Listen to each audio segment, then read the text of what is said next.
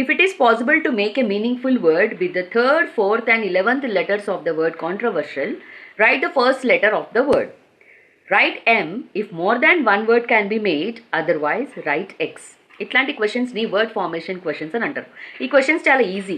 వాళ్ళ ఇన్స్ట్రక్షన్ తగ్గట్టు ఆ లెటర్స్ని అరేంజ్ చేసి వాళ్ళ క్వశ్చన్కి తగ్గట్టు ఆన్సర్ ఉందా లేదా చెక్ చేసుకుంటే సరిపోతుంది. So according to the question వాళ్ళు మనల్ని ఏమడుగుతున్నారు, third, fourth and 11th letters, ఈ కాంట్రవర్షియల్ అనే వర్డ్లో థర్డ్, ఫోర్త్, 11th లెటర్స్ ఏంటో చూసి ఆ 3 లెటర్స్ నుంచి ఇంగ్లీష్లో ఏదైనా వర్డ్స్ ఫామ్ చేయగలుగుతారా అని చెక్ చేయమంటున్నాడు. ఒకవేళ చేయగలిగితే ఆ వర్డ్ ఫస్ట్ లెటర్ ఏంటో సెలెక్ట్ చేసుకోవాలి. సో ఆ 3 లెటర్స్ నుంచి మనకి మోర్ దాన్ 1 లెటర్ ఫామ్ చేయగలిగితే according to the question we have to choose option M. ఇక్కడ చూడండి, right M if more than 1 word can be formed అని, క్యాన్ బి మేడ్ అని అన్నాడు. ఒకవేళ ఆ 3 లెటర్స్ నుంచి మనం ఏం వర్డ్ ఫామ్ చేయలేకపోతున్నామో, ఇట్స్ నాట్ పాసిబుల్ అనుకుంటే according to the question we have to choose option X because the set that otherwise right X.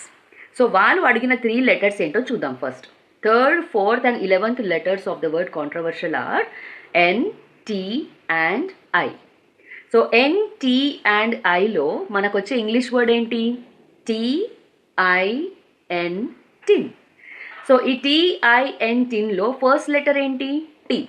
చాలామంది ఏమనుకుంటారు, సరే according to the question right the first letter of the word అన్నాడు కాబట్టి the correct option is T అని option 2 select చేసుకుంటారు. కానీ there is one more word which is lying in those 3 letters. ఏంటది, NIT. NIT nit కూడా ఉంది కదా ఇంగ్లీష్లో. So according to the question more than 1 word form చేయగలిగితే answer is option 1, it is M. అర్థమైందా? Homework question చాలా easy.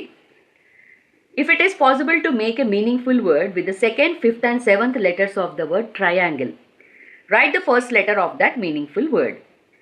If more than 1 word can be formed, write M. If no meaningful word can be formed, write X. మీకు ఇచ్చిన options A, R, M, X.